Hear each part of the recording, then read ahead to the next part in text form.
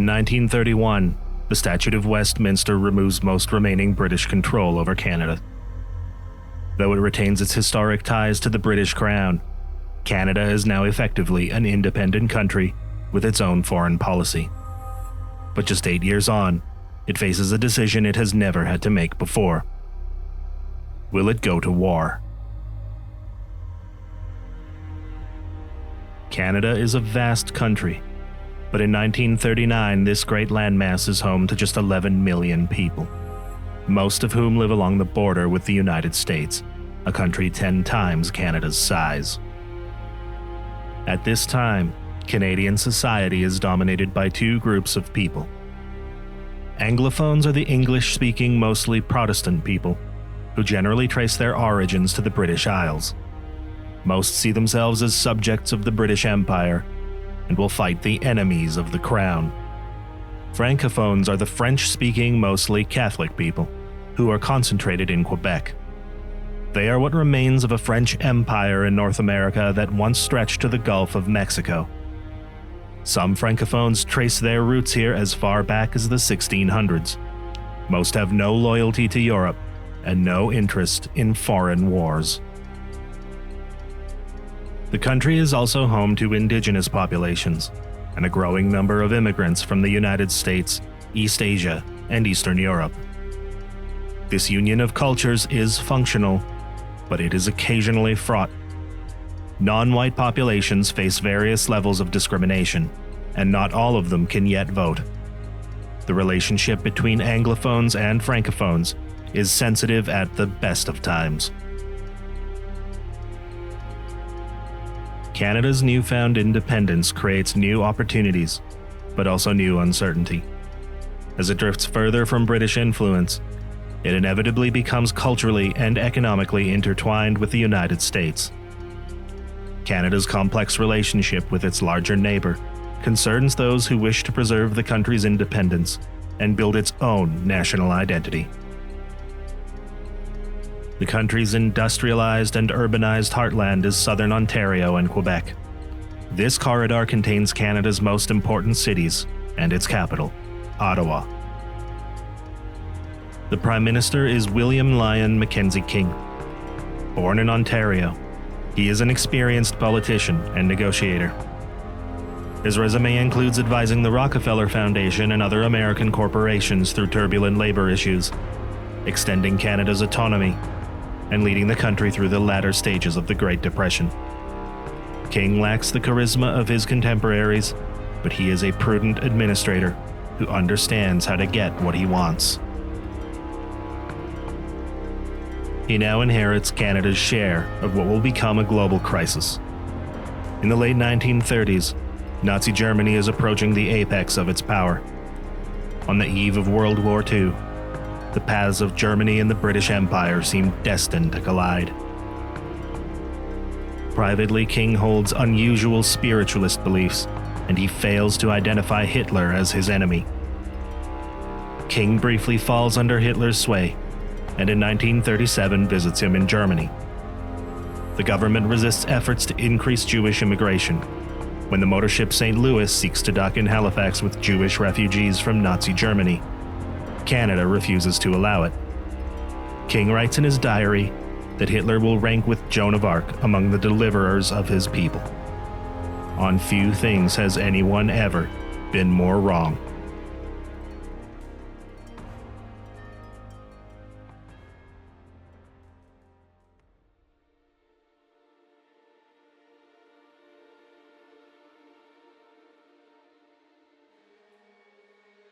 On September 1st, 1939, Germany invades Poland.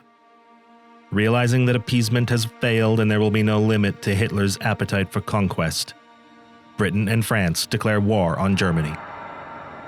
These declarations draw their colonies and dependencies into the conflict. In the days that follow, Australia, New Zealand, and South Africa declare war on Germany as well. To the matter of joining the fight, King declares that Parliament will decide. He waits 4 days after the British declare war before calling a special session of Parliament. He entertains 2 days of debate, and on September 10th, Canada declares war on Germany. There was never serious doubt that Canada would come to Britain's aid. In August, King's cabinet, which includes both Anglophones and Francophones, is united in expectation that war is inevitable. The government had already passed the War Measures Act, reserving wartime privileges like price controls, rationing, and censorship. It had also begun limited mobilization of all branches of service, even before the invasion of Poland. But King needs to manage Canada's independence, which requires a separate declaration of war. King must also manage Quebec. Memories remain of the First World War's mass casualties and the conscription crisis that nearly drove Francophones to revolt. Many have no appetite to bury their children for the sake of yet another European war. King is aware that he must walk a fine line. Canadians want independence, Anglophones want to support Britain, and Francophones prefer isolationism. King's policy of limited belligerence preserves Canada's fighting honor and earns him an overwhelming victory in the 1939 election. Canadian forces are commanded by General Andrew McNaughton, a soldier-scientist of Scottish descent, a Northwest Territories-born patriot, and a veteran of the First World War. He is well loved by his subordinates. He quickly captures public imagination in several countries, as he makes the cover of Life magazine in December. Despite his popularity, McNaughton has difficulty delegating, evades civilian authority, and is outspoken in his views, which earns him enemies in Canada's civilian government and British military leadership. After World War I, Canada dramatically demilitarized. Its attempts to expand military spending in the 1930s are unpopular. Many Canadians serve in the British Armed Forces, but by 1939, Canada's own armed forces are in a state of severe neglect. The militia has just 4,261 full-time men and 51,418 part-time reservists. The Royal Canadian Navy and Royal Canadian Air Force each have just more than 3,000 men and officers. The immediate objective is to deploy as much of the Air Force and Navy to Britain as practical, and mobilize the part-time militia into 2 full-strength infantry divisions, one for overseas service and a second for home defense. But the militia is struggling to enlarge itself. There's no shortage of volunteers, rather the opposite. The depleted corps of professional soldiers is having trouble organizing all these new recruits, and procurement and logistical issues become a serious challenge. Some recruits are paid an allowance and told to rent an apartment and wait for training. In October, 2nd Division pauses recruitment entirely while it works out its operational problems. Of all British dominions, Canada has the greatest industrial capacity. Its recently settled western provinces with their Chernozemic soil are home to some of the most productive agriculture on Earth, and the country is home to seemingly limitless natural resources. Despite the weight of the Great Depression, Canada is already the world's 15th largest economy, and by the 1940s will be its 8th largest. The nation's leaders believe it can most effectively support its allies by providing badly needed food, manufacturing, and munitions. But this too becomes a problem. The British neglect Canadian manufacturing, opting instead to arm newly raised Canadian divisions themselves. Canadian factories use American tooling and methods, which are not compatible with British designs. Canadian industrialists offer to convert to British standards, but British companies refuse to share their designs with Canadian companies, and Britain has a critical lack of dollars with which to pay for things. For the rest of 1939, Canadian industry sits almost comically idle for a country at war. The first 8 months of the war are the phony war. The Allies offer no meaningful support to Poland, and the major powers avoid direct confrontation. But the relative calm of the phony war contributes to intense bickering over strategically irrelevant concerns.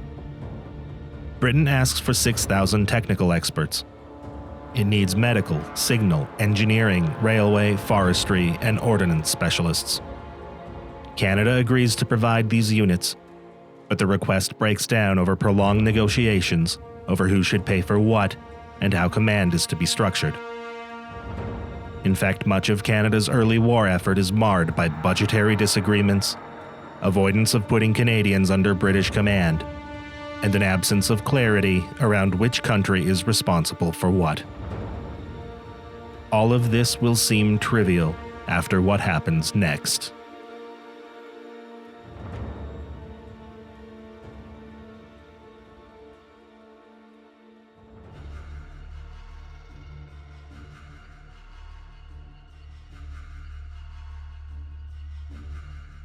German steel production depends on Swedish iron ore exported from Norway's strategic port of Narvik. Hitler knows the Allies will attempt to deny him this vital resource. On April 9th, Germany moves to secure it and invades Denmark. Danish fighters resist heroically, but for naught. The occupation is completed in 6 hours, and the Danish royal family is captured. The same day, Germany invades Norway in a well-coordinated amphibious invasion, using naval, air, paratrooper, and ground forces. The Royal Navy believes Germany is trying to break out of the North Sea and into the Atlantic. They fail to coordinate the right response, and German landings are successful. Allied forces contest Narvik into June, but most of Norway's major cities fall on the first day. Norway's defeat generates a political crisis in Britain that causes Neville Chamberlain's government to fall. He is replaced as Prime Minister on May 10th by Winston Churchill, one of the most charismatic figures of the war. That same day, Germany invades France, the Netherlands, Belgium, and Luxembourg.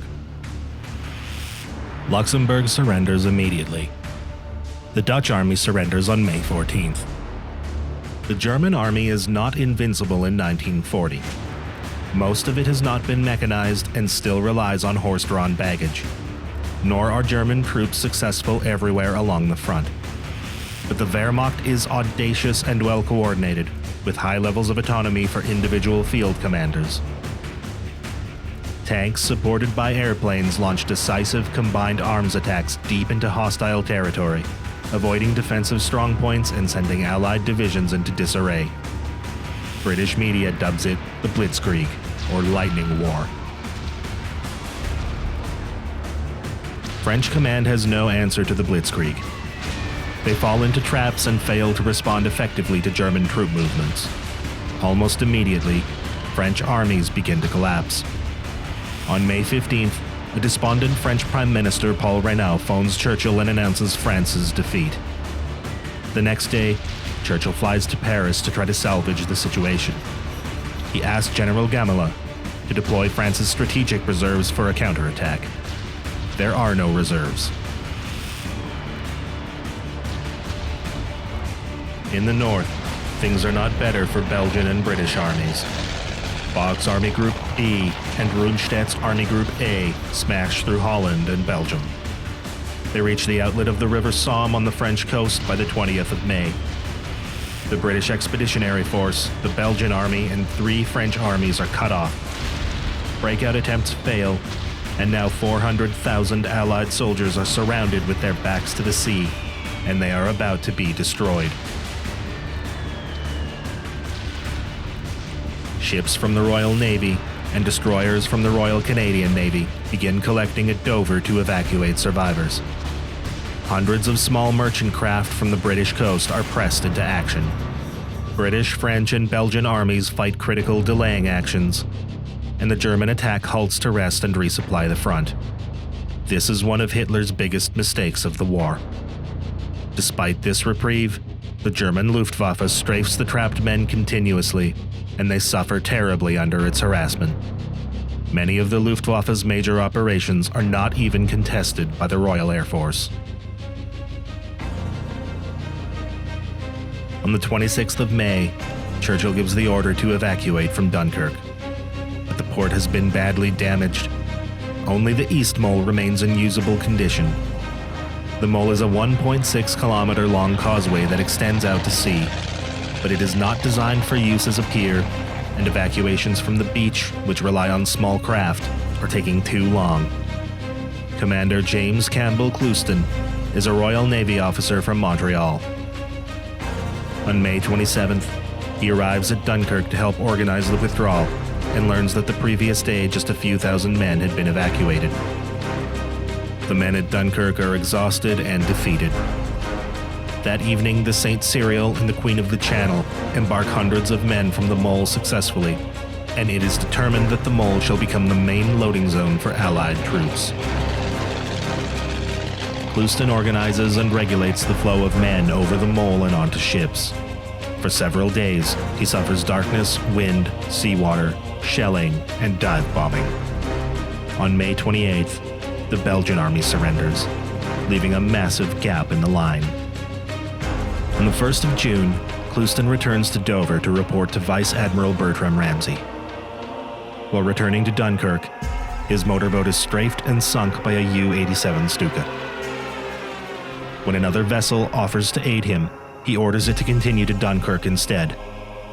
In the frigid waters of the English Channel, Clouston succumbs to hypothermia, leaving his pregnant wife and children behind in Quebec. The British rely on the mole until the 4th of June, when the evacuation is completed.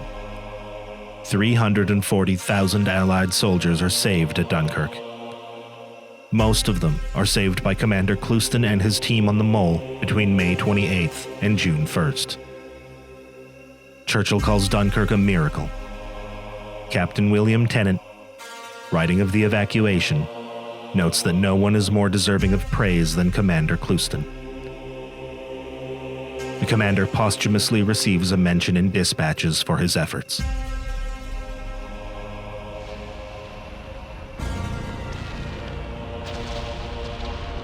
The 1st Canadian Militia Force in France is the 1st Brigade of the 1st Division, who arrive in Brest on the 12th and 13th of June. 1st Brigade penetrates several hundred kilometers inland, but by the 14th, 1st Division is scattered over an enormous territory. The Canadians are too late and too few to make a difference. When it becomes apparent that the French have ceased to offer effective resistance, the remaining British and Canadian units in France are ordered to withdraw to England. The Canadians refuse orders to abandon their heavy guns, loading them all back onto their ships and leaving 216 vehicles destroyed on the French coast. 6 men are lost. 1 is killed in a motorcycle accident, and 5 are captured by the enemy. Of the 5, 4 escape imprisonment and covertly make their own way back to England. Britain's miraculous withdrawal from Dunkirk and other ports has preserved its personnel, but they have lost their weapons, ammunition, and vehicles, and no longer constitute a fighting force. The Canadians now represent almost the sum of Britain's army strength in Europe. General MacNaughton writes, "The Canadian force and 2 tank battalions of the 4 Corps, with some light armored units, comprise the only mobile force immediately available in Great Britain."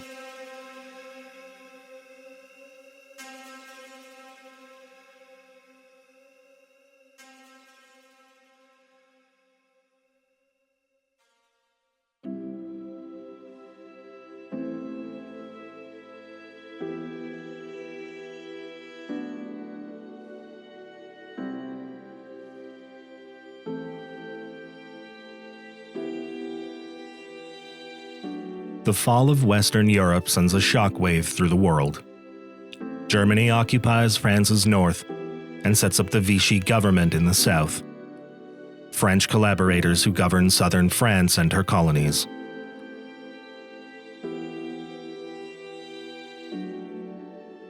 For Canada, this debacle shatters the illusion that a limited war will be possible. Everyone is moved by events in Europe and resolved that the Nazis must be met with violence. Over the summer months, the militia enlists almost 100,000 new volunteers. The Royal Canadian Air Force and the Royal Canadian Navy enlist thousands more. 2nd Division is mobilized for overseas service, and efforts begin in earnest to raise 3rd and 4th Infantry Divisions. Major General Henry Crerar, General McNaughton's second in command, is appointed Chief of the General Staff. He returns to Ottawa and issues a memorandum that Canada's land militia is to be renamed the Canadian Army, and he outlines provisions to raise 5th, 6th, 7th, and 8th Divisions, 2 of which are to be armored. Crerar has spent 9 months in London, watching the disaster on the continent unfold. He believes this new type of war offers attackers unique opportunities, and that a fixed defensive force will ultimately be overcome. Germany has conquered a great deal of territory that it must now defend, attenuating its strength. Crerar argues that the best way to defend Canada is not to respond to a German attack in North America, but to protect Britain and her colonies at all costs until the Allies can train and equip a vast military force and eventually invade Germany itself. Britain informs Canada that it can no longer supply the Canadian military, then asks for help equipping itself. Canadian Army garrisons land in Bermuda, the Bahamas, Jamaica, and the Virgin Islands. Neutral Iceland is a tempting target for Germany. Should Hitler overrun it, Britain will be surrounded on 3 sides. Failing to persuade Iceland to join the Allies, Churchill has the Royal Marines and Royal Navy land. They meet no resistance, but this landing force is poorly equipped and insufficiently trained. In June, elements of Canadian 2nd and 3rd Divisions, supported by the Royal Canadian Navy and Royal Canadian Air Force, begin occupying Iceland and erecting the island's defenses. Canada considers Newfoundland critical to its defense, and in August reaches an agreement with the governor there to occupy the colony and begin integrating its colonial militia into Canada's regular army.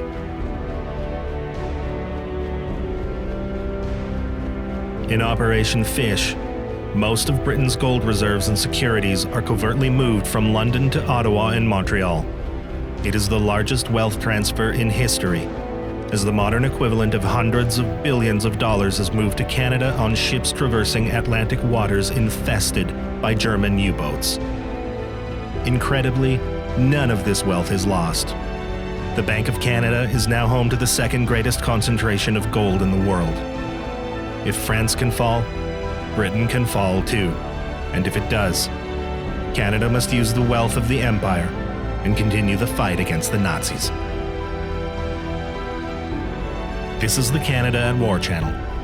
We are covering Canada's entire Second World War. You can help us preserve these important stories by liking this video, commenting, and subscribing. Thank you for watching. See you next time. The people of Canada will, I know, face the days of stress and strain which lie ahead with calm and resolute courage. There is no home in Canada, no family, and no individual whose fortunes and freedom are not bound up in the present struggle. I appeal to my fellow Canadians to unite in a national effort to save from destruction all that makes life itself worth living, and to preserve for future generations those liberties and institutions which others have bequeathed to us.